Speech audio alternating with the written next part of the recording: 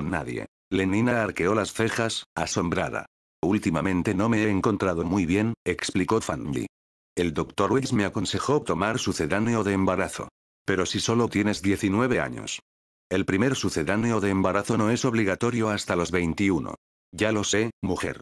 Pero hay personas a quienes les conviene empezar antes.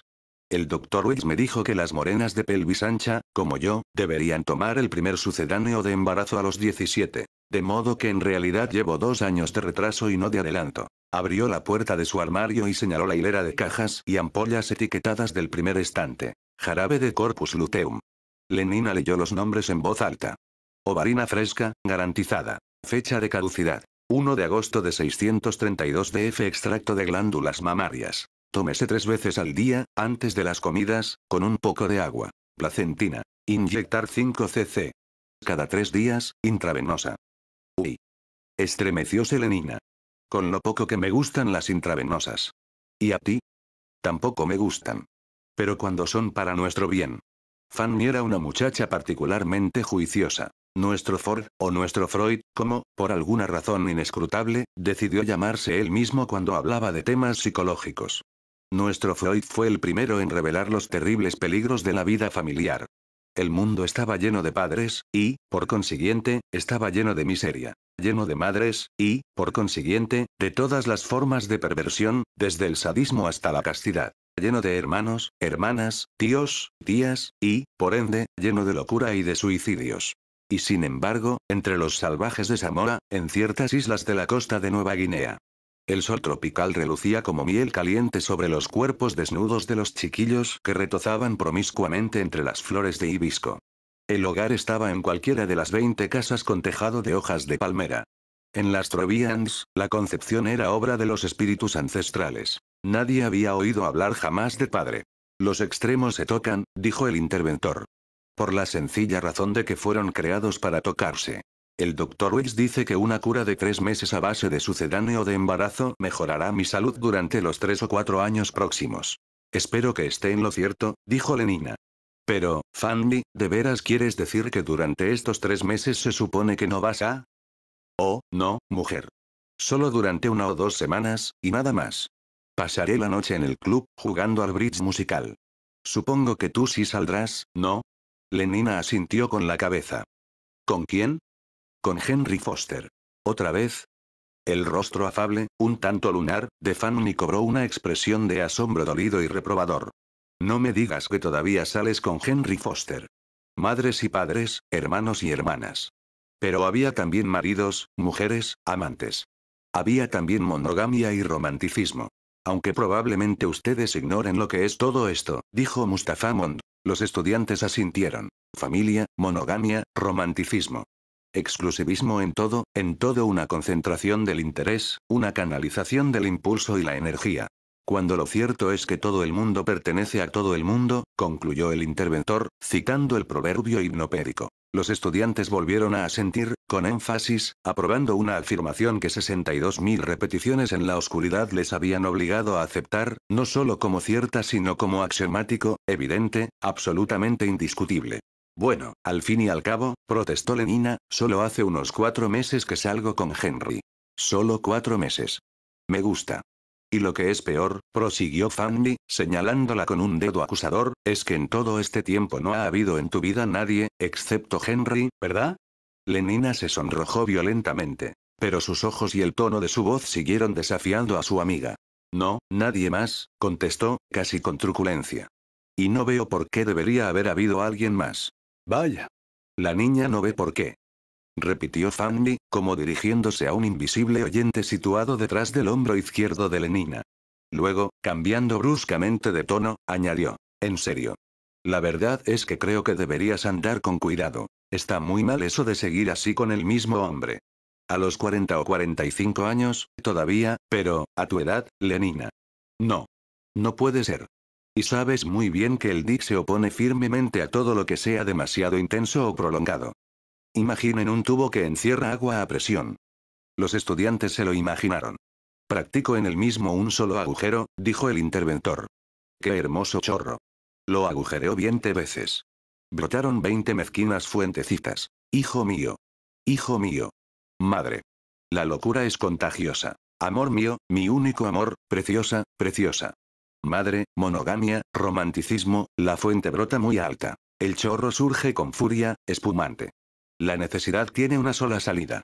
Amor mío, hijo mío. No es extraño que aquellos pobres premodernos estuviesen locos y fuesen desdichados y miserables. Su mundo no les permitía tomar las cosas con calma, no les permitía ser juiciosos, virtuosos, felices. Con madres y amantes, con prohibiciones para cuya obediencia no habían sido condicionados, con las tentaciones y los remordimientos solitarios, con todas las enfermedades y el dolor eternamente aislante, no es de extrañar que sintieran intensamente las cosas y sintiéndolas así, y, peor aún, en soledad, en un aislamiento individual sin esperanzas, ¿cómo podían ser estables? Claro que no tienes necesidad de dejarle. Pero sal con algún otro de vez en cuando. Esto basta. Uno va con otras muchachas, ¿no es verdad? Lenina lo admitió. Claro que sí. Henry Foster es un perfecto caballero, siempre correcto. Además, tienes que pensar en el director. Ya sabes que es muy quisquilloso. Asintiendo con la cabeza, Lenina dijo. Esta tarde me ha dado una palmadita en el trasero. ¿Lo ves? Fanny se mostraba triunfal. Esto te demuestra qué es lo que importa por encima de todo. El convencionalismo más estricto. Estabilidad, dijo el interventor, estabilidad. No cabe civilización alguna sin estabilidad social. Y no hay estabilidad social sin estabilidad individual. Su voz sonaba como una trompeta. Escuchándole, los estudiantes se sentían más grandes, más ardientes. La máquina gira, gira, y debe seguir girando, siempre. Si se para, es la muerte. 1 millar de millones se arrastraban por la corteza terrestre. Las ruedas empezaron a girar. En 150 años llegaron a los 2.000 millones. Párense todas las ruedas. Al cabo de 150 semanas, de nuevo hay solo 1.000 millones. Miles y miles de hombres y mujeres han perecido de hambre. Las ruedas deben girar continuamente, pero no al azar. Debe haber hombres que las vigilen, hombres tan seguros como las mismas ruedas en sus ejes, hombres cuerdos, obedientes, estables en su contentamiento. Si gritan, hijo mío, madre mía, mi único amor. Si murmuran, mi pecado, mi terrible Dios. Si chillan de dolor, deliran de fiebre, sufren a causa de la vejez y la pobreza. ¿Cómo pueden cuidar de las ruedas? Y si no pueden cuidar de las ruedas, sería muy difícil enterrar o quemar los cadáveres de millares y millares y millares de hombres y mujeres. Y al fin y al cabo, el tono de voz de Fanny era un arrullo, no veo que haya nada doloroso o desagradable en el hecho de tener a uno o dos hombres además de Henry. Teniendo en cuenta todo esto, debería ser un poco más promiscua. Estabilidad, insistió el interventor, estabilidad. La necesidad primaria y última. Estabilidad. De ahí todo esto. Con un movimiento de la mano señaló los jardines, el enorme edificio del centro de condicionamiento, los niños desnudos semiocultos en la espesura o corriendo por los prados. Lenina movió negativamente la cabeza. No sé por qué, musitó, últimamente no me he sentido muy bien dispuesta a la promiscuidad. Hay momentos en que una no debe. ¿Nunca lo has sentido así, Fanny? Fanny asintió con simpatía y comprensión. Pero es preciso hacer un esfuerzo, dijo sentenciosamente, es preciso tomar parte en el juego. Al fin y al cabo, todo el mundo pertenece a todo el mundo. Sí, todo el mundo pertenece a todo el mundo, repitió Lenina lentamente. Y, suspirando, guardó silencio un momento. Después, cogiendo la mano de Fanny, se la estrechó ligeramente. Tienes toda la razón, Fanny. Como siempre. Haré ese esfuerzo. Los impulsos coartados se derraman, y el derrame es sentimiento, el derrame es pasión, el derrame es incluso locura. Ello depende de la fuerza de la corriente. Y de la altura y la resistencia del dique. La corriente que no es detenida por ningún obstáculo fluye suavemente, bajando por los canales predestinados hasta producir un bienestar tranquilo. El embrión está hambriento. Día tras día, la bomba de sucedáneo de la sangre gira a 800 revoluciones por minuto. El niño decantado llora. Inmediatamente aparece una enfermera con un frasco de secreción externa. Los sentimientos proliferan en el intervalo de tiempo entre el deseo y su consumación. Abreviad este intervalo, derribad esos viejos diques innecesarios. Afortunados muchachos. Dijo el interventor. No se ahorraron esfuerzos para hacer que sus vidas fuesen emocionalmente fáciles, para preservarles, en la medida de lo posible, de toda emoción. Ford está en su viejo carromato. Murmuró el Dick. Todo marcha bien en el mundo. Lenina Crone. dijo Henry Foster, repitiendo la pregunta del predestinador ayudante mientras cerraba la cremallera de sus pantalones. Es una muchacha estupenda. Maravillosamente neumática. Me sorprende que no la hayas tenido. La verdad es que no comprendo cómo pudo ser, dijo el predestinador ayudante. Pero lo haré. En la primera ocasión, desde su lugar, en el extremo opuesto de la nave del vestuario, Bernard Marx oyó lo que decían y palideció. Si quieres que te diga la verdad, dijo Lenina, lo cierto es que empiezo a aburrirme un poco a fuerza de no tener más que a Henry día tras día. Se puso la media de la pierna izquierda. ¿Conoces a Bernard Marx? Preguntó en un tono cuya excesiva indiferencia era evidentemente forzada. Fanny pareció sobresaltada. No me digas que... ¿Por qué no? Bernard es un alfa más. Además, me pidió que fuera a una de las reservas para salvajes con él. Siempre he deseado ver una reserva para salvajes. Pero ¿y su mala fama? ¿Qué me importa su reputación? Dicen que no le gusta el golf de obstáculos. Dicen, se burló Lenina. Además, se pasa casi todo el tiempo solo. En la voz de Fanny sonaba una nota de horror. Bueno, en todo caso no estará tan solo cuando esté conmigo. No sé por qué todo el mundo lo trata tan mal. Yo lo encuentro muy agradable. Sonrió para sí. Cuán absurdamente tímido se había mostrado Bernard.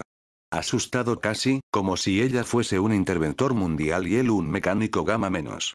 Consideren sus propios gustos, dijo Mustafa Mond. ¿Ha encontrado jamás alguno de ustedes un obstáculo insalvable? La pregunta fue contestada con un silencio negativo. ¿Alguno de ustedes se ha visto jamás obligado a esperar largo tiempo entre la conciencia de un deseo y su satisfacción? Bueno, empezó uno de los muchachos. Y vaciló. Hable, dijo el Dick. No haga esperar a su fordería. Una vez tuve que esperar casi 4 semanas antes de que la muchacha que yo deseaba me permitiera ir con ella. ¿Y sintió usted una fuerte emoción? Horrible. Horrible. Exactamente, dijo el interventor.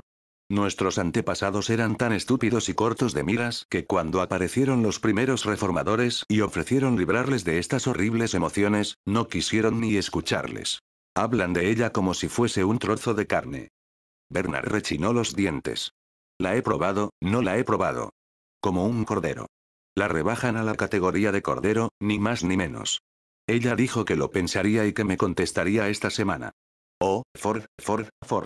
Sentía deseos de acercarse a ellos y pegarles en la cara, duro, fuerte, una y otra vez. De veras, te aconsejo que la pruebes, decía Henry Foster. Es tan feo. Dijo Fanny. Pues a mí me gusta su aspecto. Y tan bajo. Fanny hizo una mueca. La poca estatura era típica de las castas bajas. Yo lo encuentro muy simpático, dijo Lenina. Me hace sentir deseos de mimarlo. ¿Entiendes? Como a un gato. Fanny estaba sorprendida y disgustada. Dicen que alguien cometió un error cuando todavía estaba envasado. Creyó que era un gamma y puso alcohol en su ración de sucedáneo de la sangre. Por esto es tan canijo. ¡Qué tontería! Lenina estaba indignada. La enseñanza mediante el sueño estuvo prohibida en Inglaterra. Había allá algo que se llamaba liberalismo. El Parlamento, suponiendo que ustedes sepan lo que era, aprobó una ley que la prohibía. Se conservan los archivos. Hubo discursos sobre la libertad, a propósito de ello. Libertad para ser consciente y desgraciado. Libertad para ser una clavija redonda en un agujero cuadrado. Pero, mi querido amigo, con mucho gusto, te lo aseguro. Con mucho gusto. Henry Foster dio unas palmadas al hombro del predestinador ayudante. Al fin y al cabo, todo el mundo pertenece a todo el mundo. 100 repeticiones 3 noches por semana, durante 4 años, pensó Bernard Marx, que era especialista en hipnopedia. 62.400 repeticiones crean una verdad. Idiotas. O el sistema de castas. Constantemente propuesto, constantemente rechazado. Existía entonces la llamada democracia. Como si los hombres fuesen iguales no solo físico-químicamente. Bueno, lo único que puedo decir es que aceptaré su invitación. Bernard los odiaba. Pero eran dos, y eran altos y fuertes. La guerra de los 9 años empezó en el año 141 DF. Aunque fuese verdad lo de que le pusieron alcohol en el sucedáneo de la sangre. Cosa que, simplemente, no puedo creer, concluyó Lenina. El estruendo de 14.000 aviones avanzando en formación abierta. Pero en la Kurfürstendamm y en el Huitième Arrondissement, la explosión de las bombas de Antrax apenas produce más ruido que el de una bolsa de papel al estallar, porque quiero ver una reserva de salvajes. CHCH, no, 2 más HG, no 2 a qué. Un enorme agujero en el suelo, un montón de ruinas, algunos trozos de carne y de mucus, un pie, con la bota puesta todavía, que vuela por los aires y aterriza, plas. Entre los geranios rojos, qué espléndida floración, aquel verano. No tienes remedio, Lenina. Te dejo por lo que eres. La técnica rusa para infectar las aguas era particularmente ingeniosa. De espaldas, Fanny y Lenina siguieron vistiéndose en silencio. La guerra de los 9 años, el gran colapso económico. Había que elegir entre dominio mundial o destrucción. Entre estabilidad y... Fanny Crowne también es una chica estupenda, dijo el predestinador ayudante. En las guarderías, la lección de conciencia de clase elemental había terminado, y ahora las voces se encargaban de crear futura demanda para la futura producción industrial. Me gusta volar, murmuraban, me gusta volar, me gusta tener vestidos nuevos, me gusta. El liberalismo, desde luego, murió de anthrax. Pero las cosas no pueden hacerse por la fuerza. No tan neumática como Lenina. Ni mucho menos. Pero los vestidos viejos son feísimos, seguía diciendo el incansable murmullo. Nosotros siempre tiramos los vestidos viejos. Tirarlos es mejor que remendarlos, tirarlos es mejor que remendarlos, tirarlos es mejor. Gobernar es legislar, no pegar. Se gobierna con el cerebro y las nalgas, nunca con los puños.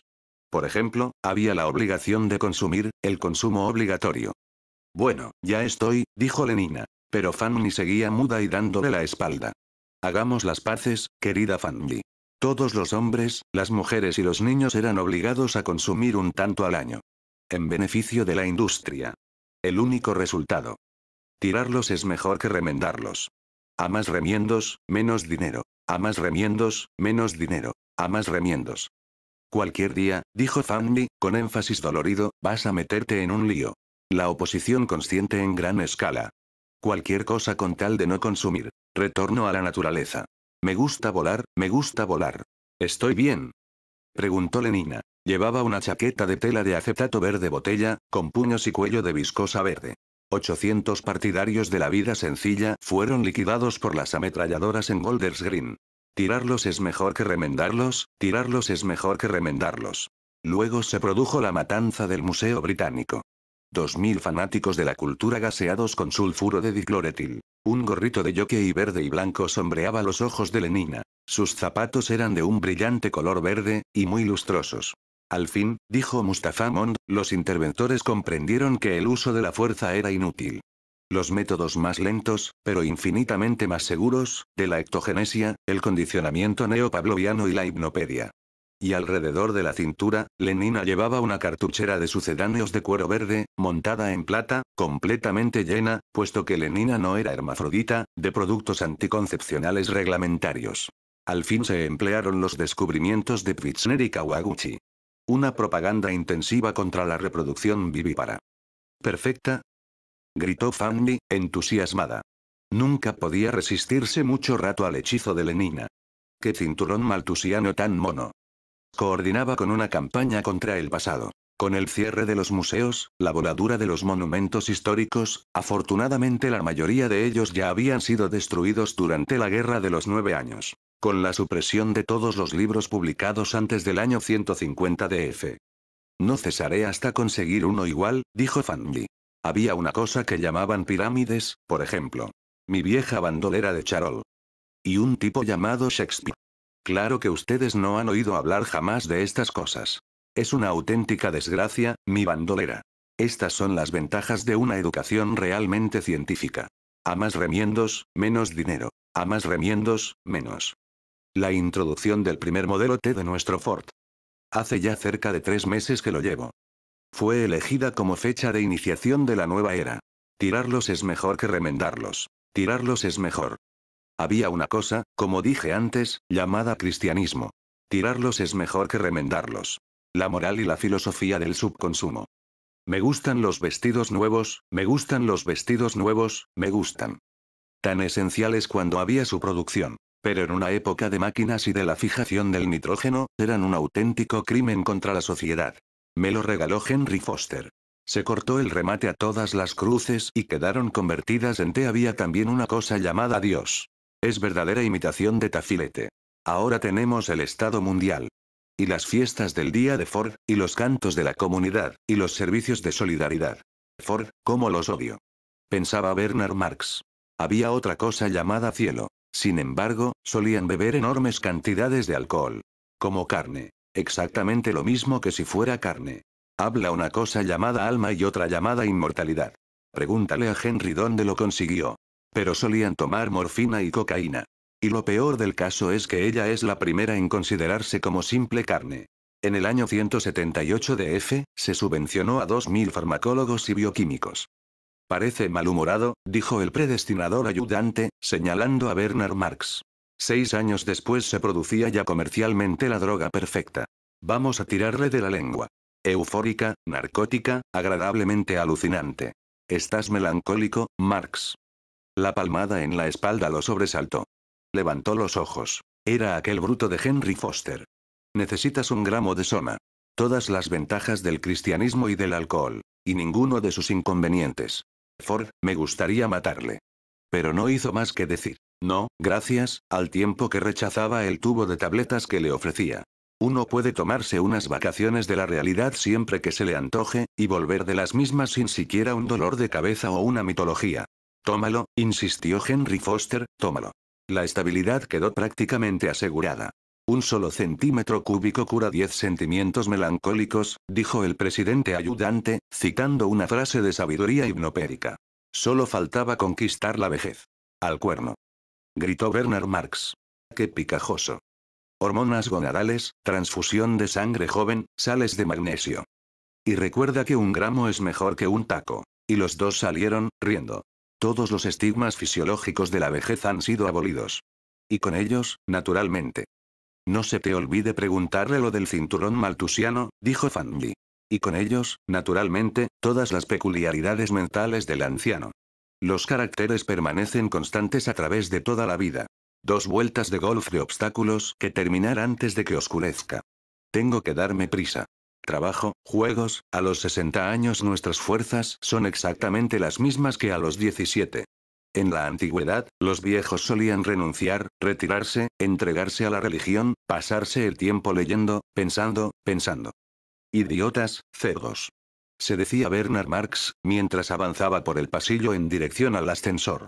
En la actualidad el progreso es tal que los ancianos trabajan, los ancianos cooperan, los ancianos no tienen tiempo ni ocios que no puedan llenar con el placer, ni un solo momento para sentarse y pensar. Y si por desgracia se abriera alguna rendija de tiempo en la sólida sustancia de sus distracciones, siempre queda el soma, el delicioso soma, medio gramo para una tarde de asueto, 1 gramo para un fin de semana, 2 gramos para un viaje al bello oriente, 3 para una oscura eternidad en la luna. Y vuelven cuando se sienten ya al otro lado de la grieta, a salvo en la tierra firme del trabajo y la distracción cotidianos, pasando de sensorama a sensorama, de muchacha a muchacha neumática, de campo de golf electromagnético a...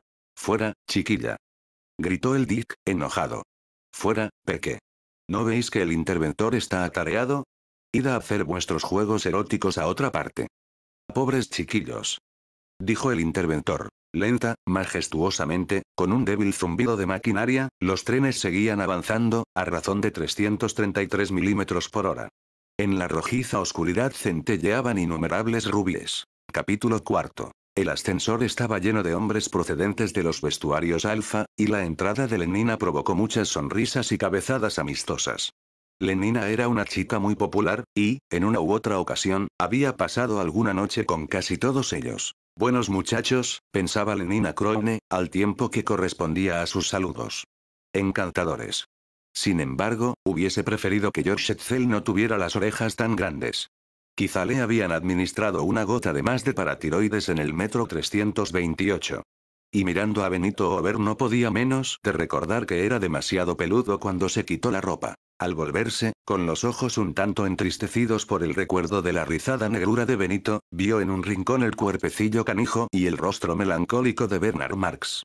«Bernard», exclamó, acercándose a él. «Te buscaba». Su voz sonó muy clara por encima del zumbido del ascensor. Los demás se volvieron con curiosidad. «Quería hablarte de nuestro plan de Nuevo México». Por el rabillo del ojo vio que Benito Ober se quedaba boquiabierto de asombro. No me sorprendería que esperara que le pidiera por ir con él otra vez. Se dijo Lenina. Luego, en vez alta, y con más valor todavía, prosiguió. Me encantaría ir contigo toda una semana, en julio. En todo caso, estaba demostrando públicamente su infidelidad para con Henry. Fanny debería aprobárselo, aunque se tratara de Bernard. Es decir, si todavía sigues deseándome, acabó Lenina, dirigiéndole la más deliciosamente significativa de sus sonrisas. Bernard se sonrojó intensamente. ¿Por qué? Se preguntó Lenina, asombrada pero al mismo tiempo conmovida por aquel tributo a su poder. ¿No sería mejor hablar de ello en cualquier otro sitio? Tartajeó Bernard, mostrándose terriblemente turbado. Como si le hubiese dicho alguna inconveniencia, pensó Lenina. No se mostraría más confundido si le hubiese dirigido una broma sucia, si le hubiese preguntado quién es su madre, o algo por el estilo. Me refiero a que, con toda esta gente por aquí.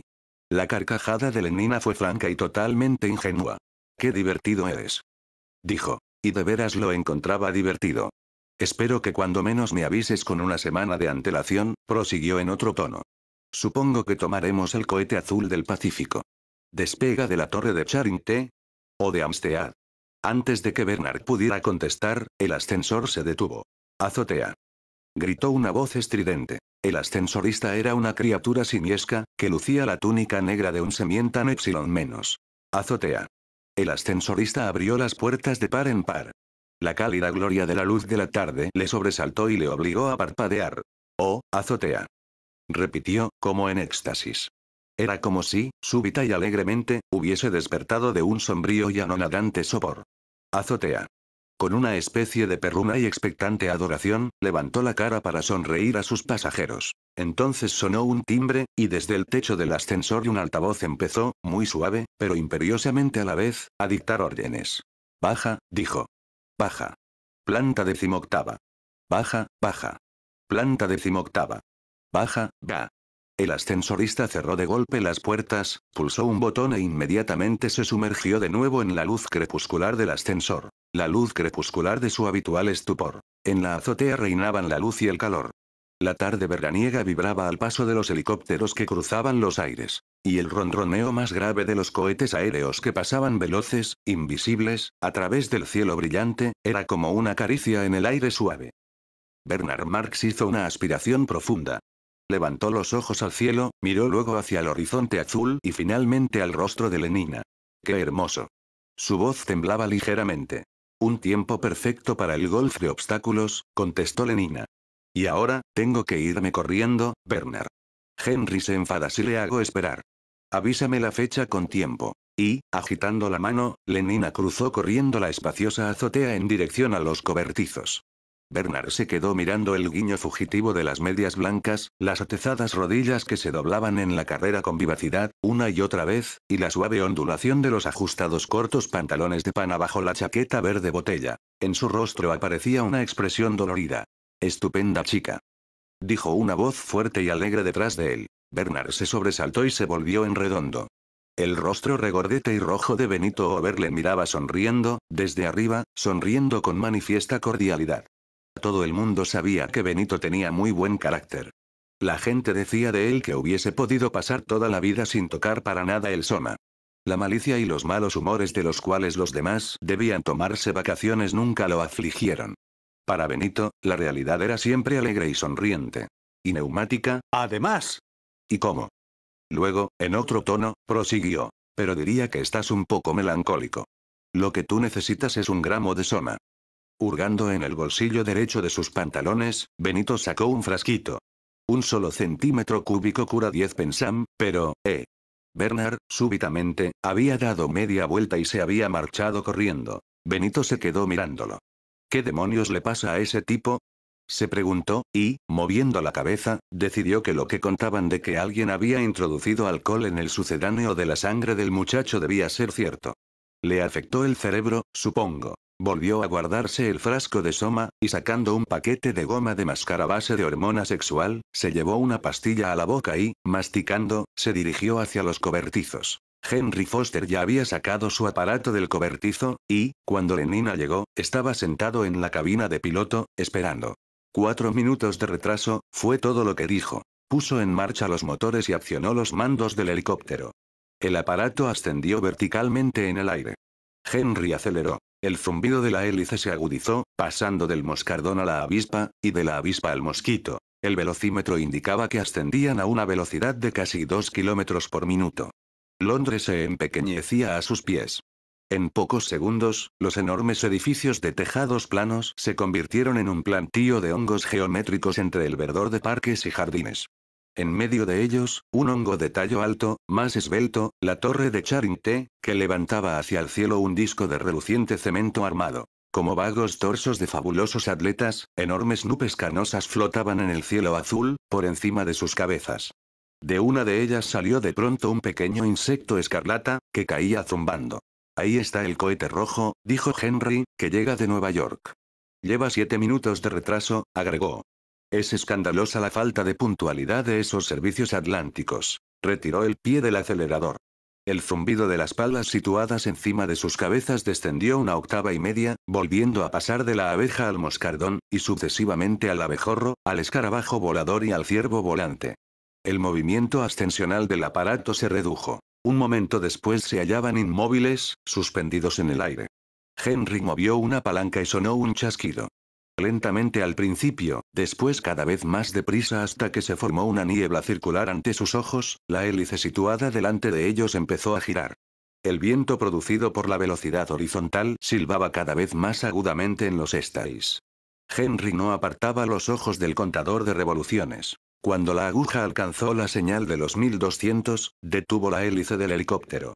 El aparato tenía el suficiente impulso hacia adelante para poder volar sostenido solamente por sus alas. Lenina miró hacia abajo a través de la ventanilla situada en el suelo, entre sus pies. Volaban por encima de la zona de 6 kilómetros de parque que separaba Londres central de su primer anillo de suburbios satélites. El verdor aparecía hormigueante de vida, de una vida que la visión desde lo alto hacía aparecer achatada. Bosques de torres de pelota centrífuga brillaban entre los árboles. ¡Qué horrible es el color caqui!, observó Lenina, expresando en voz alta los prejuicios hipnopédicos de su propia casta. Los edificios de los estudios de Sensorama de Oslo cubrían 7 hectáreas y media. Cerca de ellos, un ejército negro y caqui de obreros se afanaba revitrificando la superficie de la gran carretera del oeste. Cuando pasaron volando por encima de ellos, estaban vaciando un gigantesco crisol portátil. La piedra fundida se esparcía en una corriente de incandescencias cegadoras por la superficie de la carretera. Las apisonadoras de amianto iban y venían. Tras un camión de riego debidamente aislado, el vapor se levantaba en nubes blancas. En Brentford, la factoría de la corporación de televisión parecía una pequeña ciudad. Deben de relevarse los turnos, dijo Lenina. Como ácidos y hormigas, las muchachas gamas, color verde hoja, y los negros semienanos pululaban alrededor de las entradas, o formaban cola para ocupar sus asientos en los tranvías monorraíles. Betas menos de color de mora iban y venían entre la multitud. 10 minutos después se hallaban en Stoke Poges y habían empezado su primera partida de golf de obstáculos. 2. Bernard cruzó la azotea con los ojos bajos casi todo el tiempo, o desviándolos inmediatamente si por azar tropezaban con alguna criatura humana.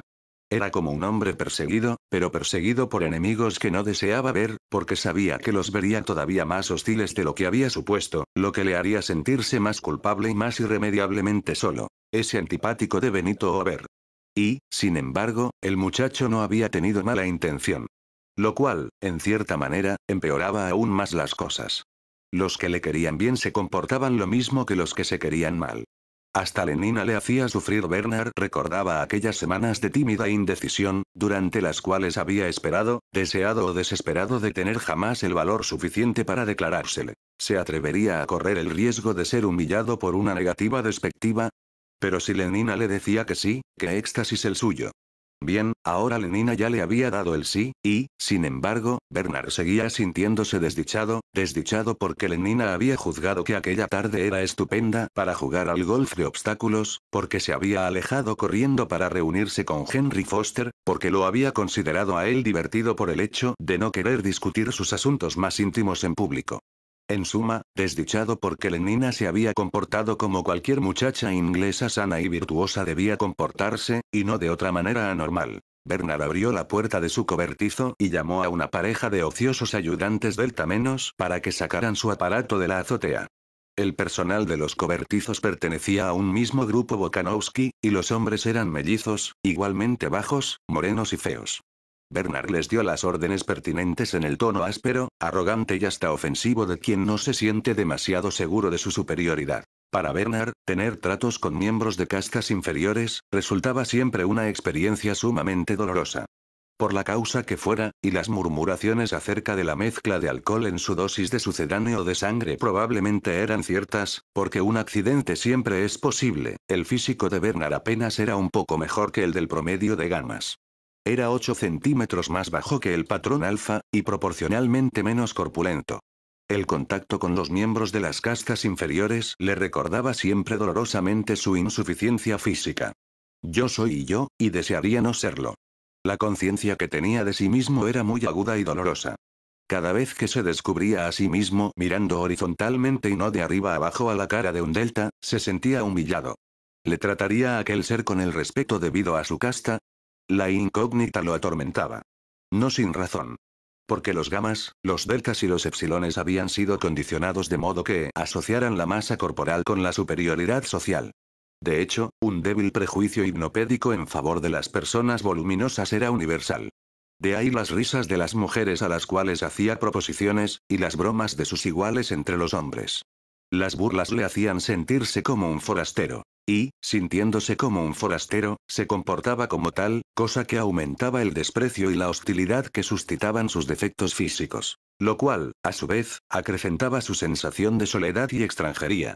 Un temor crónico a ser desairado le inducía a eludir la compañía de sus iguales, y a mostrarse excesivamente consciente de su dignidad en cuanto se refería a sus inferiores. Cuán amargamente envidiaba a hombres como Henry Foster y Benito Over.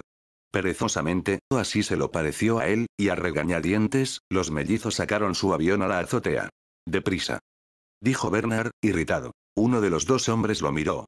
Era una especie de bestial irrisión lo que Bernard captó en aquellos ojos grises sin expresión. «Deprisa», gritó más fuerte. Y en su voz sonó una desagradable ronquera. Subió al avión y, un minuto después, volaba en dirección sur, hacia el río. Las diversas oficinas de propaganda y la Escuela de Ingeniería Emocional se albergaban en un mismo edificio de 60 plantas, en Fleet Street. En los sótanos y en los pisos bajos se hallaban las prensas y las redacciones de los 3 grandes diarios londinenses. El Radio Horario, el periódico de las clases altas, la Gaceta Gamma, verde pálido, y el Espejo Delta, impreso en papel caqui y exclusivamente con palabras de una sola sílaba. Después venían las oficinas de propaganda por televisión, por sensorama, y por voz y música sintéticas, respectivamente. 22 pisos de oficinas. Encima de estos se hallaban los laboratorios de investigación y las salas almohadilladas en las cuales los escritores de pistas sonoras y los compositores sintéticos realizaban su delicada labor. Los 18 pisos superiores estaban ocupados por la Escuela de Ingeniería Emocional. Bernard aterrizó en la azotea de la Casa de la Propaganda y se apeó de su aparato. «Llama a Mr. Elmos Watson», ordenó al portero Gamma Más, «y dile que Mr. Bernard Marx le espera en la azotea». Se sentó y encendió un cigarrillo. Elmos Watson estaba escribiendo cuando le llegó el mensaje. «Dile que voy inmediatamente», contestó. Y colgó el receptor. Después, volviéndose hacia su secretaria, prosiguió en el mismo tono oficial e impersonal. «Usted se ocupará de retirar mis cosas». E ignorando la luminosa sonrisa de la muchacha, se levantó y se dirigió vivamente hacia la puerta. Era un hombre corpulento, de pecho abombado, espaldas anchas, macizo, y, sin embargo, rápido en sus movimientos, ágil, flexible. La fuerte y bien redondeada columna de su cuello sostenía una cabeza muy bien formada. Tenía los cabellos negros y rizados, y los rasgos faciales muy marcados. Su apostura era agresiva, enfática. Era guapo, y, como su secretaria nunca se cansaba de repetir, era, centímetro a centímetro, el prototipo de Alfa más. Profesor en la Escuela de Ingeniería Emocional, Departamento de Escritura, en los intervalos de sus actividades profesorales ejercía como ingeniero de emociones. Escribía regularmente para el Radio Horario, componía guiones para el Sensorama, y tenía un certero instinto para los eslogans y las aleluyas hipnopédicas. Competente, era el veredicto de sus superiores. Y, moviendo la cabeza y bajando significativamente la voz, añadían, «Quizá demasiado competente. Sí, un tanto demasiado». Tenían razón. Un exceso mental había producido en el Mols Watson efectos muy similares a los que en Bernard Marx eran el resultado de un defecto físico. Su inferioridad ósea y muscular había aislado a Bernard de sus semejantes, y aquella sensación de separación, que era, en relación con los estándares normales, un exceso mental, se convirtió a su vez en causa de una separación más acusada. Lo que hacía a Elmos tan incómodamente consciente de su propio yo y de su soledad era su desmedida capacidad. Lo que los dos hombres tenían en común era el conocimiento de que eran individuos. Pero en tanto que la deficiencia física de Bernard había producido en él, durante toda su vida, aquella conciencia de ser diferente, el Mols Watson no se había dado cuenta hasta fecha muy reciente de su superioridad mental y de su consiguiente diferenciación con respecto a la gente que le rodeaba. Aquel campeón de pelota sobre pista móvil, aquel amante infatigable, se decía que había tenido 640 amantes diferentes en menos de 4 años, aquel admirable miembro de comité, que se llevaba bien con todo el mundo, había comprendido súbitamente que el deporte, las mujeres y las actividades comunales se hallaban, en lo que a él se refería, únicamente en segundo término. En el fondo le interesaba otra cosa. ¿Pero qué? Este era el problema que Bernard había ido a discutir con él, o, mejor, puesto que el Mols llevaba siempre todo el peso de la conversación, a escuchar cómo, una vez más, lo discutía su amigo. 3 muchachas encantadoras de la oficina de propaganda mediante la voz sintética le cortaron el paso cuando salió del ascensor. Querido Elmoltz, ven con nosotras a una cena campestre en Exmoor. Lo rodeaban, implorándole. Pero Elmoltz movió la cabeza y se abrió paso. No, no. No invitamos a ningún otro hombre. Pero el Mols no se dejó convencer ni siquiera por esta deliciosa perspectiva. No, repitió. Tengo que hacer. Y siguió avanzando resueltamente. Las muchachas lo siguieron. Y hasta que hubo subido al avión de Bernard no abandonaron la persecución. Y no sin reproches. Esas mujeres. Exclamó, al tiempo que el aparato ascendía en los aires. Esas mujeres. Movió la cabeza y frunció el ceño. Son terribles. Bernard, hipócritamente, se mostró de acuerdo, aunque en el fondo no hubiese deseado otra cosa que poder tener tantas amigas como el Moltz y con idéntica facilidad. De pronto, se sintió impulsado a vanagloriarse. Me llevaré a Lenina Crowne a Nuevo México conmigo, dijo en un tono que quería parecer indiferente. ¿Sí? Dijo el Moltz, sin el menor interés. Y, tras una breve pausa, prosiguió. Desde hace 1 o 2 semanas he dejado los comités y las muchachas. No puedes imaginarte el alboroto que ello ha producido en la escuela. Y, sin embargo, creo que ha merecido la pena. Los efectos, vaciló. Bueno, son curiosos, muy curiosos. Una deficiencia física puede producir una especie de exceso mental. Al parecer, el proceso era reversible. Un exceso mental podía producir, en bien de sus propios fines, la voluntaria ceguera y sordera de la soledad deliberada, la impotencia artificial del ascetismo. El resto del breve vuelo transcurrió en silencio. Cuando llegaron y se hubieron acomodado en los divanes neumáticos de la habitación de Bernard, el Mols reanudó su disquisición. Hablando muy lentamente, preguntó. ¿No has tenido nunca la sensación de que dentro de ti había algo que solo esperaba que le dieras una oportunidad para salir al exterior?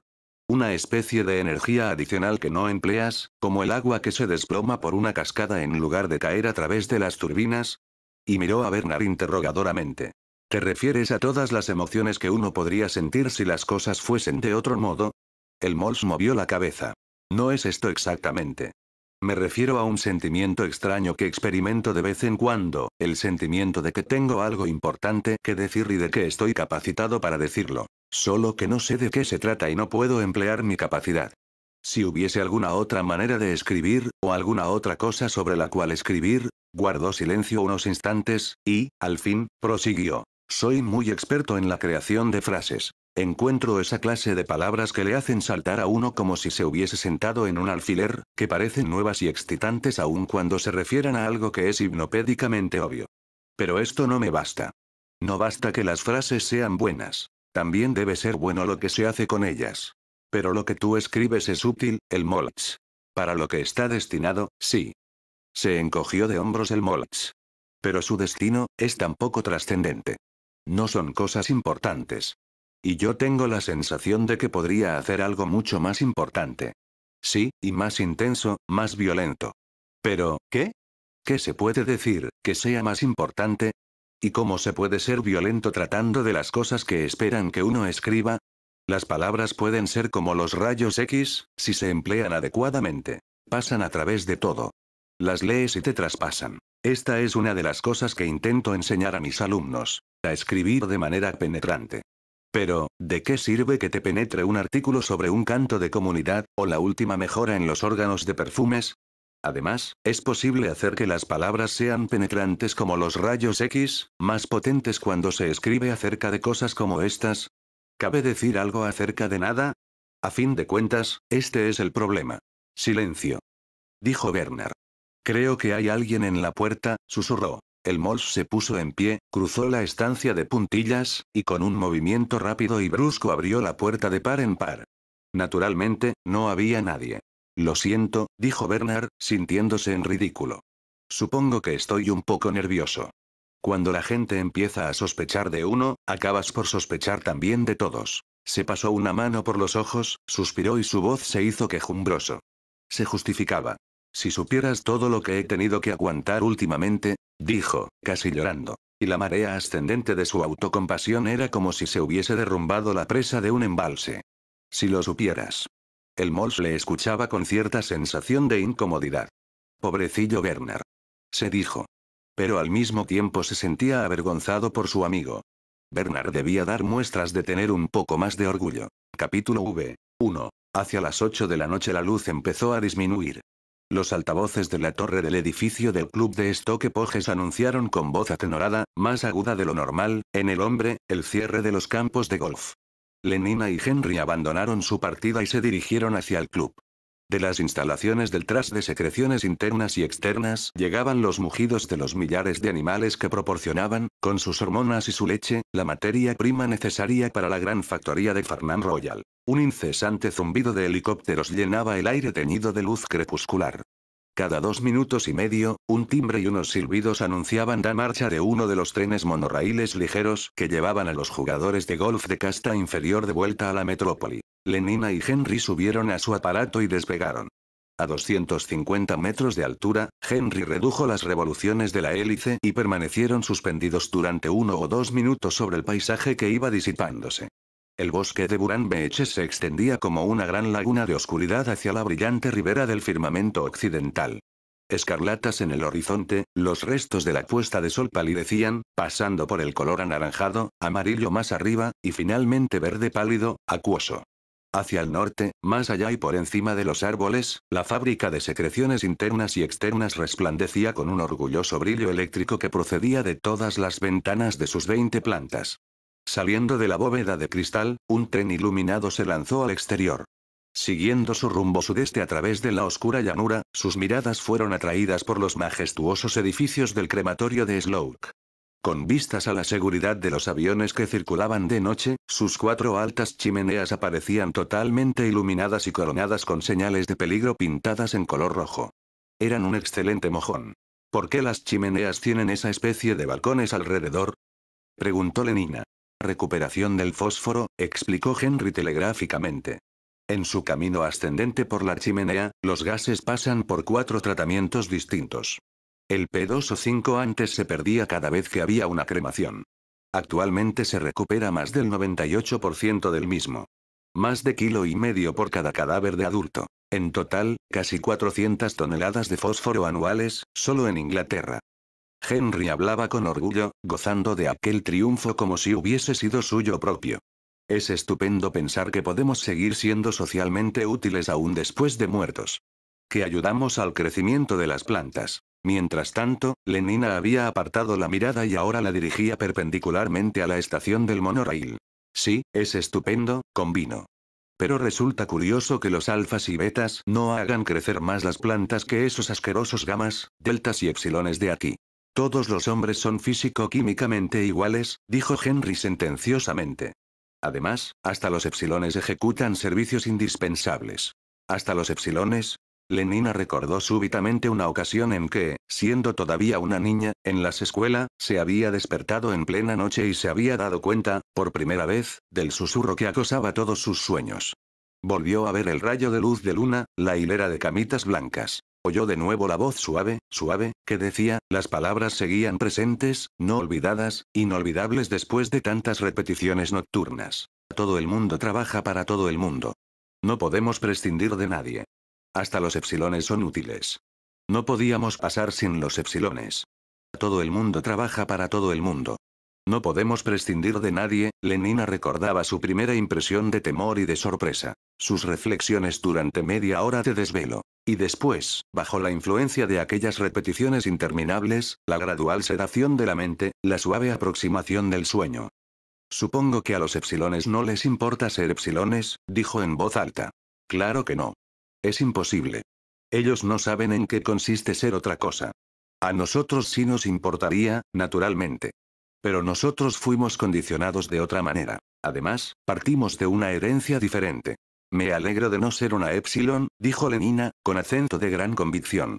Y si fueses una epsilon, dijo Henry, tu condicionamiento te induciría a alegrarte igualmente de no ser una beta o una alfa. Puso en marcha la hélice delantera y dirigió el aparato hacia Londres. Detrás de ellos, a poniente, los tonos escarlata y anaranjado casi estaban totalmente marchitos. Una oscura faja de nubes había ascendido por el cielo.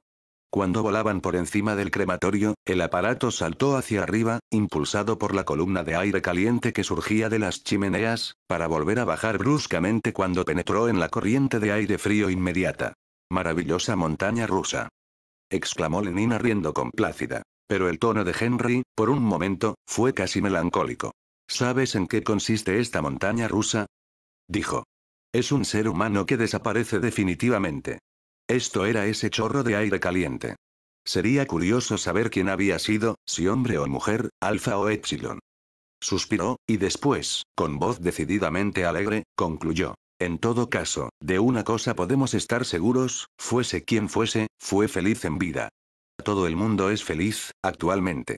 Sí, ahora todo el mundo es feliz, repitió Lenina como un eco. Habían oído repetir estas mismas palabras 150 veces cada noche durante 12 años. Después de aterrizar en la azotea de la casa de apartamentos de Henry, de 40 plantas, en Westminster, pasaron directamente al comedor. En él, en alegre y ruidosa compañía, dieron cuenta de una cena excelente. Con el café sirvieron Soma. Lenina tomó 2 tabletas de medio gramo, y Henry, 3. A las 9:20 cruzaron la calle en dirección al recién inaugurado cabaret de la abadía de Westminster. Era una noche casi sin nubes, sin luna y estrellas. Pero, afortunadamente, Lenina y Henry no se dieron cuenta de este hecho más bien deprimente. Los anuncios luminosos, en efecto, impedían la visión de las tinieblas exteriores. Calvin Stopes y sus 16 saxofonistas. En la fachada de la nueva abadía, las letras gigantescas destellaban acogedoramente. El mejor órgano de colores y perfumes. Toda la música sintética más reciente. Entraron. El aire parecía cálido y casi irrespirable a fuerza de olor de ámbar gris madera de sándalo. En el techo abovedado del vestíbulo, el órgano de color había pintado momentáneamente una puesta de sol tropical. Los 16 saxofonistas tocaban una vieja canción de éxito. No hay en el mundo un frasco como mi querido frasquito. 400 parejas bailaban un five step sobre el suelo brillante, pulido. Lenina y Henry se sumaron pronto a los que bailaban. Los saxofones maullaban como gatos melódicos bajo la luna, gemían en tonos agudos, atenorados, como en plena agonía. Con gran riqueza de sones armónicos, su trémulo coro ascendía hacia un clímax, cada vez más alto, más fuerte, hasta que al final, con un gesto de la mano, el director daba suelta a la última nota estruendoso de música etérea y borraba de la existencia a los 16 músicos, meramente humanos. Un trueno en la bemol mayor. Luego, seguía una deturgescencia gradual del sonido y de la luz, un diminuendo que se deslizaba poco a poco, en cuartos de tono, bajando, hasta llegar a un acorde dominante susurrado débilmente, que persistía, mientras los ritmos de 5x4 seguían sosteniendo el pulso, por debajo, cargando los segundos ensombrecidos por una intensa expectación. Y, al fin, la expectación llegó a su término. Se produjo un amanecer explosivo, y, simultáneamente, los 16 rompieron a cantar. Frasco mío, siempre te he deseado. Frasco mío, ¿por qué fui decantado? El cielo es azul dentro de ti, y reina siempre el buen tiempo. Porque no hay en el mundo ningún frasco que a mi querido frasco pueda compararse. Pero mientras seguían el ritmo, junto con las otras 400 parejas, alrededor de la pista de la abadía de Westminster, Lenina y Henry bailaban ya en otro mundo, el mundo cálido abigarrado, infinitamente agradable, de las vacaciones del Soma. Cuán amables, guapos y divertidos eran todos. Frasco mío, siempre te he deseado. Pero Lenina y Henry tenía ya lo que deseaban, en aquel preciso momento, se hallaban dentro del frasco, a salvo, en su interior, gozando del buen tiempo y del cielo perennemente azul. Y cuando, exhaustos, los 16 dejaron los saxofones y el aparato de música sintética empezó a reproducir las últimas creaciones en blues maltusianos lentos, Lenina y Henry hubieran podido ser dos embriones mellizos que girasen juntos entre las olas de un océano embotellado de sucedáneo de la sangre. Buenas noches, queridos amigos. Buenas noches, queridos amigos, los altavoces velaban sus órdenes bajo una cortesía campechana y musical. Buenas noches, queridos amigos. Obedientemente, con todos los demás, Lenina y Henry salieron del edificio. Las deprimentes estrellas habían avanzado un buen trecho en su ruta celeste. Pero aunque el muro aislante de los anuncios luminosos se había desintegrado ya en gran parte, los dos jóvenes conservaron su feliz ignorancia de la noche. Ingerida media hora antes del cierre, aquella segunda dosis de soma había levantado un muro impenetrable entre el mundo real y sus mentes. Metido en su frasco ideal, cruzaron la calle. Igualmente enfrascados subieron en el ascensor al cuarto de Henry, en la planta número 28. Y, a pesar de seguir enfrascada y de aquel segundo gramo de soma, Lenina no se olvidó de tomar las precauciones anticoncepcionales reglamentarias. Años de hipnopedia intensiva, y, de los 12 años a los 16, ejercicios maltusianos 3 veces por semana, habían llegado a hacer tales precauciones casi automáticas e inevitables como el parpadeo. Esto me recuerda, dijo al salir del cuarto de baño, que Fanny Crowne quiere saber dónde encontraste esa cartuchera de sucedáneo de cuero verde que me regalaste. 2. Un jueves sí y otro no, Bernard tenía su día de servicio y solidaridad. Después de cenar temprano en el Aphroditeum, del cual el Moltz había sido elegido miembro de acuerdo con la regla segunda, se despidió de su amigo y, llamando un taxi en la azotea, ordenó al conductor que volara hacia la cantoría comunal de Folkestone. El aparato ascendió unos 200 metros, luego puso rumbo hacia el este, y, al dar la vuelta, apareció ante los ojos de Bernard, gigantesca y hermosa, la cantoría. «Maldita sea, llego tarde», exclamó Bernard para sí cuando echó una ojeada al Big Henry, el reloj de la cantoría. Y, en efecto, mientras pagaba el importe de la carrera, el Big Henry dio la hora. Ford cantó una inmensa voz de bajo a través de las trompetas de oro. Ford, Ford, Ford, 9 veces. Bernard se dirigió corriendo hacia el ascensor. El gran auditorium para las celebraciones del Día de Ford y otros cantos comunitarios masivos se hallaba en la parte más baja del edificio. Encima de esta sala enorme se hallaban, 100 en cada planta, las 7000 salas utilizadas por los grupos de solidaridad para sus servicios bisemanales. Bernard bajó al piso 33, avanzó apresuradamente por el pasillo y se detuvo, vacilando un instante, ante la puerta de la sala número 3210. Después, tomando una decisión, abrió la puerta y entró. Gracias a Ford, no era el último. 3 sillas de las 12 dispuestas en torno a una mesa circular permanecían desocupadas. Bernard se deslizó hasta la más cercana, procurando llamar la atención lo menos posible, y disponiéndose a mostrar un ceño fruncido a los que llegarían después. Volviéndose hacia él, la muchacha sentada a su izquierda le preguntó: «¿A qué has jugado esta tarde? ¿A obstáculos o a electromagnético?» Bernard la miró, Ford. Era Morgana Rothschild, y, sonrojándose, tuvo que reconocer que no había jugado ni a lo uno ni a lo otro. Morgana le miró asombrada. Y siguió un penoso silencio. Después, intencionadamente, se volvió de espaldas y se dirigió al hombre sentado a su derecha, de aspecto más deportivo. Buen principio para un servicio de solidaridad, pensó Bernard, compungido, y previó que volvería a fracasar en sus intentos de comunión con sus compañeros.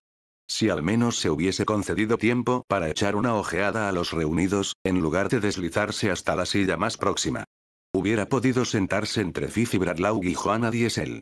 Y en lugar de hacerlo así había tenido que sentarse precisamente al lado de Morgana. Ford. Aquellas cejas negras de la muchacha. O aquella ceja, mejor, porque las dos se unían encima de la nariz. Ford. Y a su derecha estaba Clara de Terding. Cierto que las cejas de Clara no se unían en una sola. Pero, realmente, era demasiado neumática. En tanto que Fifi y Joanna estaban muy bien. Regordetas, rubias, no demasiado altas, y aquel patán de Tom Kawaguchi había tenido la suerte de poder sentarse entre ellas. La última en llegar fue Sarojini Engels. «Llega usted tarde», dijo el presidente del grupo con severidad. «Que no vuelva a ocurrir». El presidente se levantó, hizo la señal de la TI, poniendo en marcha la música sintética, dio suelta al suave e incansable redoblar de los tambores y al coro de instrumentos, casi viento y supercuerda, que repetía con estridencia, una y otra vez, la breve e inevitablemente pegadiza melodía del primer himno de solidaridad. Una y otra vez, y no era ya el oído el que captaba el ritmo, sino el diafragma. El quejido y estridor de aquellas armonías repetidas obsesionaba, no ya la mente, sino las suspirantes entrañas de compasión. El presidente hizo otra vez la señal de la T y se sentó. El servicio había empezado. Las tabletas de soma consagradas fueron colocadas en el centro de la mesa. La copa del amor llena de soma en forma de helado de fresa pasó de mano en mano, con la fórmula: bebo por mi aniquilación. Luego, con el acompañamiento de la orquesta sintética, se cantó el primer himno de solidaridad. Ford, somos 12. Haz de nosotros uno solo, como gotas en el río social. Haz que corramos juntos, rápidos. Como tu brillante carraca. 12 estrofas suspirantes. Después la copa del amor pasó de mano en mano por segunda vez. Ahora la fórmula era: bebo por el ser más grande. Todos bebieron. La música sonaba, incansable. Los tambores redoblaron. El clamor y el estridor de las armonías se convertían en una obsesión en las entrañas fundidas. Cantaron el segundo himno de solidaridad. Ven, oh ser más grande, amigo social, a aniquilar a los 12 en uno. Deseamos morir, porque cuando morimos nuestra vida más grande apenas ha empezado. Otras 12 estrofas. A la sazón el soma empezaba ya a producir efectos. Los ojos brillaban, las mejillas ardían, la luz interior de la benevolencia universal asomaba a todos los rostros en forma de sonrisas felices, amistosas. Hasta Bernard se sentía un poco conmovido. Cuando Morgana Rothschild se volvió y le dirigió una sonrisa radiante, él hizo lo posible por corresponderle. Pero la ceja, aquella ceja negra, única, guay, seguía existiendo. Bernard no podía ignorarla. No podía, por mucho que se esforzara. Su emoción, su fusión con los demás no había llegado lo bastante lejos. Tal vez si hubiese estado sentado entre Fifi y Joanna, por tercera vez la copa del amor hizo la ronda. Bebo por la inminencia de su advenimiento, dijo Morgana Rothschild, a quien, casualmente, había correspondido iniciar el rito circular. Su voz sonó fuerte, llena de exultación. Bebió y pasó la copa a Bernard. Bebo por la inminencia de su advenimiento, repitió este en un sincero intento de sentir que el advenimiento era inminente. Pero la ceja única seguía obsesionándole, y el advenimiento, en lo que a él se refería, estaba terriblemente lejano. Bebió y pasó la copa a Clara de Terding. Volveré a fracasar, se dijo. Estoy seguro. Pero siguió haciendo todo lo posible por mostrar una sonrisa radiante. La copa del amor había dado ya la vuelta. Levantando la mano, el presidente dio una señal. El coro rompió a cantar el tercer himno de solidaridad. ¿No sientes cómo llega el ser más grande? Alégrate, y, al alegrarte, muere. Fúndete en la música de los tambores. Porque yo soy tú y tú eres yo. A cada nuevo verso aumentaba en intensidad la excitación de las voces. El presidente alargó la mano, y de pronto una voz fuerte y grave, más musical que cualquier otra voz meramente humana, más rica, más cálida, más vibrante de amor, de deseo, y de compasión, una voz maravillosa, misteriosa, sobrenatural, habló desde un punto situado por encima de sus cabezas. Lentamente, muy lentamente, dijo: oh, Ford, Ford, Ford. En una escala que descendía y disminuía gradualmente. Una sensación de calor irradió, estremecedora, desde el plexo solar a todos los miembros de cada uno de los cuerpos de los oyentes. Las lágrimas asomaron en sus ojos. Sus corazones, sus entrañas, parecían moverse en su interior, como dotados de vida propia. Ford. Se fundían, Ford. Se disolvían, después, en otro tono, súbitamente, provocando un sobresalto, la voz trompeteó: escuchad. Escuchad. Todos escucharon. Tras una pausa, la voz bajó hasta convertirse en un susurro, pero un susurro en cierto modo más penetrante que el grito más estentóreo. Los pies del ser más grande, prosiguió la voz. El susurro casi expiró. Los pies del ser más grande están en la escalera. Y volvió a hacerse el silencio. Y la expectación, momentáneamente relajada, volvió a hacerse tensa, cada vez más tensa, casi hasta el punto de desgarramiento. Los pies del ser más grande, oh, sí, los oían sus pisadas, bajando suavemente la escalera, acercándose progresivamente por la invisible escalera. Los pies del ser más grande. Y, de pronto, se alcanzó el punto de desgarramiento. Con los ojos y los labios abiertos, Morgana Rothschild saltó sobre sus pies. Lo oigo. Gritó. Lo oigo. Viene. Chilló Sarojini Engels. Sí, viene, lo oigo. Fifi Bradlaugh y Tom Kawaguchi se levantaron. Oh, oh, oh. Exclamó Joanna. Viene. Exclamó Jimbo Kanowski. El presidente se inclinó hacia adelante, y, pulsando un botón, soltó un delirio de címbalos e instrumentos de metal, una fiebre de tantanes. Oh, ya viene. Chilló Clara de Terding. ¡Ay! Y fue como si la degollaran. Comprendiendo que le tocaba el turno de hacer algo, Bernard también se levantó de un salto y gritó. Lo oigo. Ya viene. Pero no era verdad. No había oído nada, y no creía que llegara nadie. Nadie, a pesar de la música, a pesar de la exaltación creciente. Pero agitó los brazos y chilló como el mejor de ellos. Y cuando los demás empezaron a sacudirse, a herir el suelo con los pies y arrastrarlos, los imitó debidamente. Empezaron a bailar en círculo, formando una procesión, cada uno con las manos en las caderas del bailarín que le precedía. Vueltas y más vueltas, gritando al unísono, llevando el ritmo de la música con los pies y dando palmadas en las nalgas que estaban delante de ellos.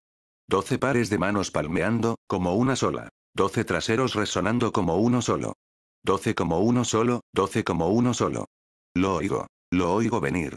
La música aceleró su ritmo. Los pies golpeaban más deprisa, y las palmadas rítmicas se sucedían con más velocidad.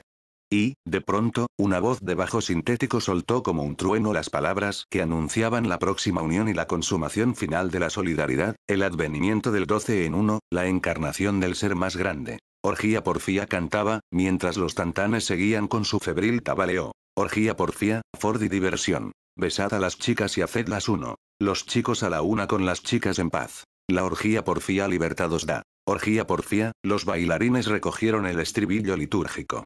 Orgía Porfía, Ford y diversión, besad a las chicas y hacedlas uno, y mientras cantaban, las luces empezaron a oscurecerse lentamente, y al tiempo que cedía su intensidad, se hacían más cálidas, más ricas, más rojas, hasta que al fin bailaban a la escarlata luz crepuscular de un almacén de embriones. Orgía Porfía, en las tinieblas fetales, color de sangre, los bailarines siguieron circulando un rato, llevando el ritmo infatigable con pies y manos. Orgía Porfía.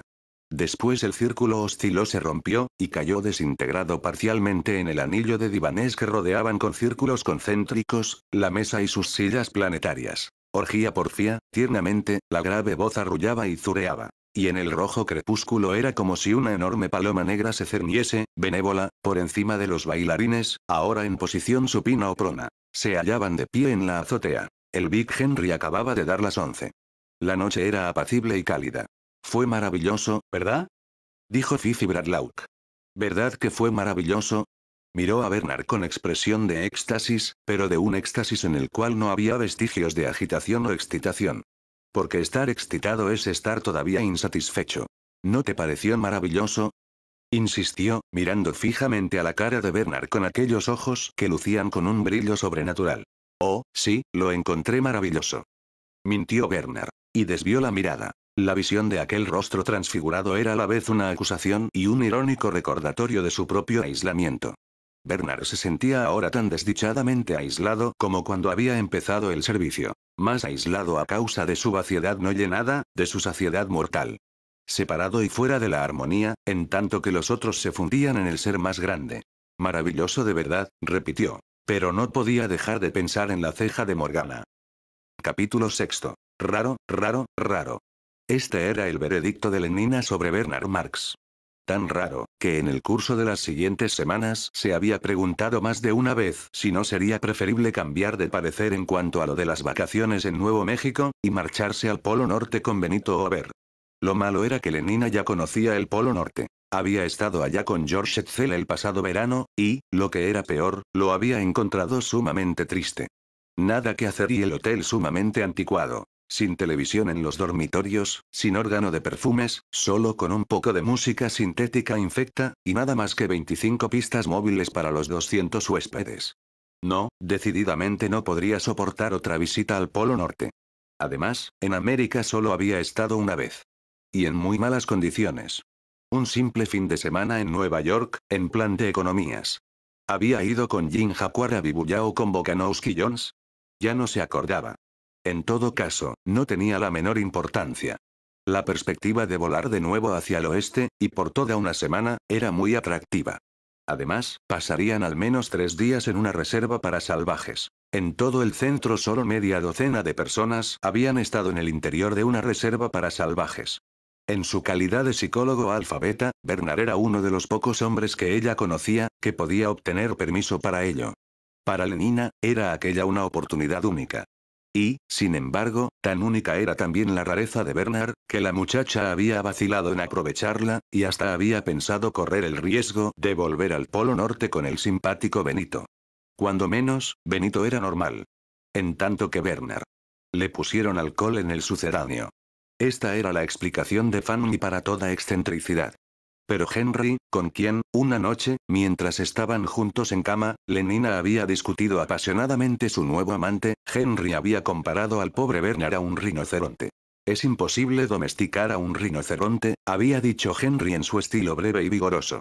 Hay hombres que son casi como los rinocerontes. No responden adecuadamente al condicionamiento. Pobres diablos. Bernard es uno de ellos. Afortunadamente para él es excelente su profesión.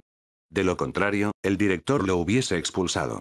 Sin embargo, agregó, consolándola, lo considero completamente inofensivo. Completamente inofensivo. Sí, tal vez. Pero también muy inquietante. En primer lugar, su manía de hacerlo todo en privado. Lo cual, en la práctica, significaba no hacer nada en absoluto. Porque, ¿qué podía hacerse en privado? Aparte, desde luego, de acostarse. Pero no se podía pasar todo el tiempo así. Sí, ¿qué se podía hacer? Muy poca cosa. La primera tarde que salieron juntos hacía un tiempo espléndido. Lenina había sugerido un baño en el Club Rural Torquay, seguido de una cena en el Oxford Union. Pero Bernard dijo que habría demasiada gente. ¿Y un partido de golf electromagnético en Saint Andrews? Nueva negativa. Bernard consideraba que el golf electromagnético era una pérdida de tiempo. Pues, ¿para qué es el tiempo, si no? Preguntó Lenina, un tanto asombrada. Por lo visto, para pasear por el distrito de los lagos. Porque esto fue lo que Bernard propuso. Aterrizar en la cumbre de Esquidau y pasear un par de horas por los brezales. Solo contigo, Lenina.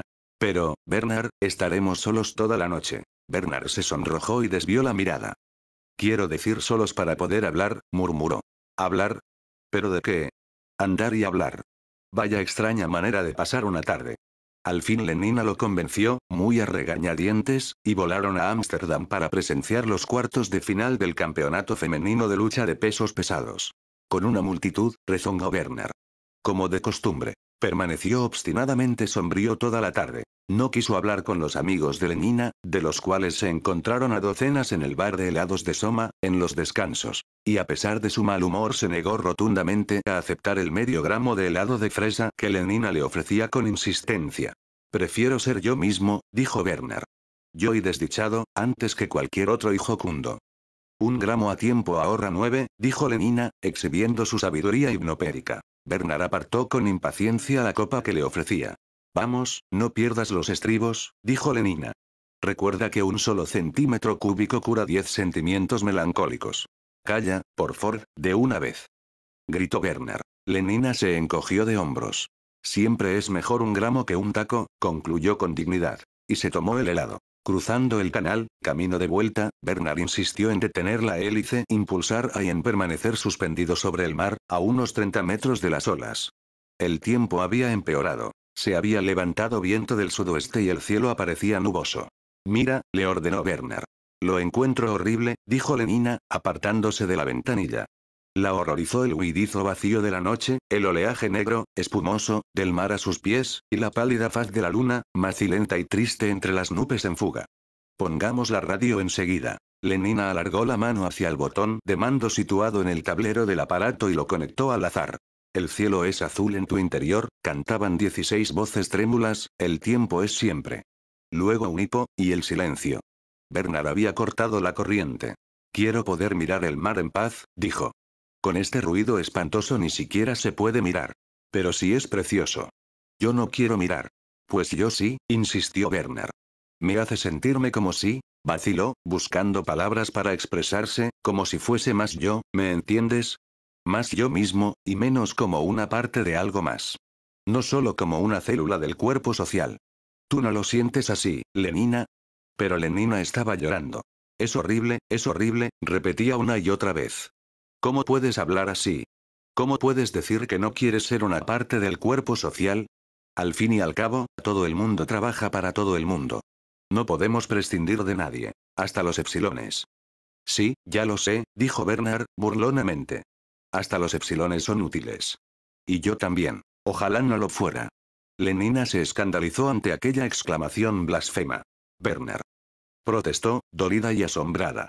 ¿Cómo puedes decir esto? ¿Cómo puedo decirlo? Repitió Bernard en otro tono, meditabundo. No, el verdadero problema es, ¿por qué no puedo decirlo? O, mejor aún, puesto que, en realidad, sé perfectamente por qué sensación experimentaría si pudiera, si fuese libre, si no me hallara esclavizado por mi condicionamiento. Pero, Bernard, dices unas cosas horribles. ¿Es que tú no deseas ser libre, Lenina?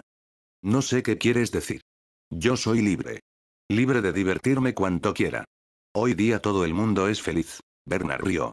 Sí, hoy día todo el mundo es feliz. Eso es lo que ya les decimos a los niños a los 5 años. Pero ¿no te gustaría tener la libertad de ser feliz, de otra manera? A tu modo, por ejemplo. No a la manera de todos. No comprendo lo que quieres decir, repitió Lenina. Después, volviéndose hacia él, imploró. Oh. Volvamos ya, Bernard. No me gusta nada todo esto. ¿No te gusta estar conmigo? Claro que sí, Bernard. Pero este lugar es horrible. Pensé que aquí estaríamos más, juntos, con solo el mar y la luna por compañía. Más juntos que entre la muchedumbre y hasta que en mi cuarto. ¿No lo comprendes? No comprendo nada, dijo Lenina con decisión, determinada a conservar intacta su incomprensión. Nada.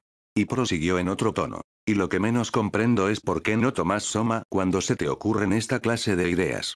Si lo tomaras olvidarías todo eso. Y en lugar de sentirte desdichado serías feliz. Muy feliz, repitió. Y sonrió, a pesar de la confusa ansiedad que había en sus ojos, con una expresión que pretendía ser picarona y voluptuosa. Bernard la miró en silencio, gravemente, sin responder a aquella invitación implícita. A los pocos segundos, Lenina apartó la vista, soltó una risita nerviosa, se esforzó por encontrar algo que decir y no lo encontró. El silencio se prolongó. Cuando, por fin, Bernard habló, lo hizo con voz débil y fatigada. De acuerdo, dijo. Regresemos. Y pisando con fuerza el acelerador, lanzó el aparato a toda velocidad, ganando altura, y al alcanzar los 1200 metros puso en marcha la hélice propulsora. Volaron en silencio 1 o 2 minutos. Después, súbitamente, Bernard empezó a reír. De una manera extraña, en opinión de Lenina. Pero, aún así, no podía negarse que era una carcajada. ¿Te encuentras mejor? Se aventuró a preguntar. Por toda respuesta, Bernard retiró una mano de los mandos, y, rodeándola con un brazo, empezó a acariciarle los senos. Gracias a Ford, se dijo Lenina, ya está repuesto. Media hora más tarde se hallaba de vuelta a las habitaciones de Bernard. Este tragó de golpe 4 tabletas de soma, puso en marcha la radio y la televisión y empezó a desnudarse. Bueno, dijo Lenina, con intencionada picardía cuando se encontraron de nuevo en la azotea, el día siguiente por la tarde. ¿Te divertiste ayer? Bernard asintió con la cabeza. Subieron al avión. Una breve sacudida, y partieron.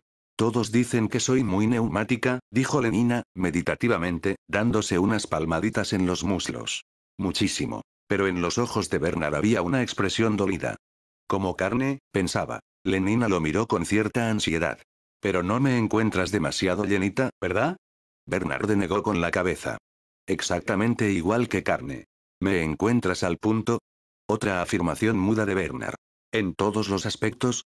Perfecta, dijo Bernard, en voz alta. Y para sus adentros. Esta es la opinión que tiene de sí misma. No le importaba ser como la carne. Lenina sonrió triunfalmente. Pero su satisfacción había sido prematura. Sin embargo, prosiguió Bernard tras una breve pausa, hubiese preferido que todo terminara de otra manera. ¿De otra manera? ¿Podía terminarse de otra? Yo no quería que acabáramos acostándonos, especificó Bernard. Lenina se mostró asombrada. Quiero decir, no enseguida, no el primer día. Pero, entonces, ¿qué? Bernard empezó a soltar una serie de tonterías incomprensibles y peligrosas. Lenina hizo todo lo posible por cerrar los oídos de su mente. Pero de vez en cuando una que otra frase se empeñaba en hacerse oír. Probar el efecto que produce detener los propios impulsos, le oyó decir. Fue como si aquellas palabras tocaran un resorte de su mente. No dejes para mañana la diversión que puedes tener hoy, dijo Lenina gravemente. 200 repeticiones, 2 veces por semana, desde los 14 años hasta los 16 y medio, se limitó a comentar Bernard. Su alocada charla prosiguió. Quiero saber lo que es la pasión, oyó Lenina, de sus labios. Quiero sentir algo con fuerza. Cuando el individuo siente, la comunidad se resiente, citó Lenina. Bueno, ¿y por qué no he de poder resentirme un poco? Bernard. Pero Bernard no parecía avergonzado. Adultos intelectualmente y durante las horas de trabajo, prosiguió, y niños en lo que se refiere a los sentimientos y los deseos. Nuestro Ford amaba a los niños. Sin hacer caso de la interrupción, Bernard prosiguió. El otro día, de pronto, se me ocurrió que había de ser posible ser un adulto en todo momento. Lo comprendo. El tono de Lenina era firme. Ya lo sé. Y por esto nos acostamos juntos ayer, como niños, en lugar de obrar como adultos, y esperar. Pero fue divertido, insistió Lenina. ¿No es verdad? Oh, sí, divertidísimo. Contestó Bernard. Pero había en su voz un tono tan doloroso, tan amargo, que Lenina sintió de pronto que se esfumaba toda la sensación de triunfo. Tal vez, a fin de cuentas, Bernard la encontraba demasiado gorda. Ya te lo dije, comentó Fanny, por toda respuesta, cuando Lenina se lo confió. Eso es el alcohol que le pusieron en el sucedáneo. Sin embargo, insistió Lenina, me gusta. Tiene unas manos preciosas. Y mueve los hombros de una manera muy atractiva. Suspiró. Pero preferiría que no fuese tan raro. Tos. Deteniéndose un momento ante la puerta del despacho del director, Bernard tomó aliento y se cuadró, preparándose para enfrentarse con el disgusto y la desaprobación que estaba seguro de encontrar en el interior. Luego llamó y entró. Vengo a pedirle su firma para un permiso, director, dijo con tanta naturalidad como le fue posible. Y dejó el papel encima de la mesa. El director le lanzó una mirada agria. Pero en la cabecera del documento aparecía el sello del despacho del interventor mundial, y al pie del mismo la firma vigorosa, de gruesos trazos de Mustafa Mond. Por consiguiente, todo estaba en orden. El director no podía negarse. Escribió sus iniciales, 2 pálidas letras al pie de la firma de Mustafa Mond, y se disponía, sin comentarios, a devolver el papel a Bernard, cuando casualmente sus ojos captaron algo que aparecía escrito en el texto del permiso. ¿Se va a la reserva de Nuevo México?, dijo. Y el tono de su voz, así como la manera con que miró a Bernard, expresaba una especie de asombro lleno de agitación. Sorprendido ante la sorpresa de su superior, Bernard asintió. Sobrevino un silencio. El director, frunciendo el ceño, se arrellanó en su asiento. ¿Cuánto hará de ello?, dijo, más para sí mismo que dirigiéndose a Bernard. 20 años, creo. Casi 25. Tendría su edad, más o menos. Suspiró y movió la cabeza. Bernard se sentía sumamente violento. Un hombre tan convencional, tan escrupulosamente correcto como el director, incurrir en una incongruencia. Ello le hizo sentir deseos de ocultar el rostro, de salir corriendo de la estancia. No porque hallara nada intrínsecamente censurable en que la gente hablara del pasado remoto. Aquel era uno de los tantos prejuicios hipnopédicos de los que Bernard, al menos eso creía él, se había librado por completo. Lo que le violentaba era el hecho de saber que el director lo desaprovaba, y, sin embargo, había incurrido en el pecado de hacer lo que estaba prohibido. ¿A qué compulsión interior habría obedecido? A pesar de la incomodidad que experimentaba, Bernard escuchaba atentamente. Tuve la misma idea que usted, decía el director. Quise echar una ojeada a los salvajes. Logré un permiso para Nuevo México y fui a pasar allí mis vacaciones veraniegas. Con la muchacha con la que iba a la sazón. Era una beta menos, y me parece, cerró un momento los ojos, me parece que era rubia. En todo caso, era neumática, particularmente neumática. Esto sí lo recuerdo. Bueno, fuimos allá, vimos a los salvajes, paseamos a caballo, etc. Y después, casi el último día de mi permiso, bueno, la chica se perdió. Habíamos ido a caballo a una de aquellas asquerosas montañas, con un calor horrible y opresivo, y después de comer fuimos a dormir una siesta. Al menos yo lo hice. Ella debió de salir de paseo sola. En todo caso, cuando me desperté la chica no estaba. Y en aquel momento estallaba una tormenta encima de nosotros, la más fuerte que he visto en mi vida. Llovía a cántaros, tronaba y relampagueaba. Los caballos se soltaron y huyeron al galope. Al intentar atraparlos, caí y me herí en la rodilla, de modo que apenas podía andar. Sin embargo, empecé a buscar a la chica, llamándola a gritos una y otra vez. Ni rastro de ella. Después pensé que debía haberse marchado sola al refugio. Así, pues, me arrastré como pude por el valle, siguiendo el mismo camino por donde habíamos venido. La rodilla me dolía horriblemente, y había perdido mis raciones de soma. Tuve que andar horas. No llegué al refugio hasta pasada la medianoche. Y la chica no estaba. No estaba, repitió el director. Siguió un silencio. Bueno, prosiguió, al fin, al día siguiente se organizó una búsqueda. Pero no la encontramos. Se debió de haber caído por algún precipicio. ¿O acaso la devoraría a algún león de las montañas? Sábelo, Ford. Fue algo horrible. En aquel entonces me trastornó profundamente. Más de lo lógico, lo confieso. Porque, al fin y al cabo, aquel accidente hubiese podido ocurrirle a cualquiera. Y, desde luego, el cuerpo social persiste aunque sus células cambien. Pero aquel consuelo hipnopédico no parecía muy eficaz. Y el director se sumió en un silencio evocador. Debió de ser un golpe terrible para usted, dijo Bernard, casi con envidia. Al oír su voz, el director se sobresaltó con una sensación de culpabilidad, y recordó dónde estaba. Lanzó una mirada a Bernard, y, rehuyéndola de sus ojos, se sonrojó violentamente. Volvió a mirarle con súbita desconfianza, herido en su dignidad. No vaya a pensar, dijo, que sostuviera ninguna relación indecorosa con aquella muchacha. Nada emocional, nada excesivamente prolongado. Todo fue perfectamente sano y normal. Tendió el permiso a Bernard. No sé por qué le habré dado la lata con esta anécdota trivial. Enfurecido consigo mismo por haberle revelado un secreto tan vergonzoso, descargó su furia en Bernard. Ahora la expresión de sus ojos era francamente maligna. Deseo aprovechar esta oportunidad, Mr. Marks, prosiguió, para decirle que no estoy en absoluto satisfecho de los informes que recibo acerca de su comportamiento en las horas de asueto. Usted dirá que esto no me incumbe. Pero sí me incumbe. Debo pensar en el buen nombre de este centro. Mis trabajadores deben hallarse por encima de toda sospecha, especialmente los de las castas altas. Los alfas son condicionados de modo que no tengan forzosamente que ser infantiles en su comportamiento emocional. Razón de más para que realicen un esfuerzo especial para adaptarse. Su deber estriba en ser infantiles, aun en contra de sus propias inclinaciones. Por esto, Mr. Marks, debo dirigirle esta advertencia. La voz del director vibraba con una indignación que ahora era ya justiciera e impersonal, viva expresión de la desaprobación de la propia infracción de las normas del decoro infantil. Si siguen llegando quejas sobre su comportamiento, solicitaré su transferencia a algún subcentro, a ser posible en Islandia. Buenos días.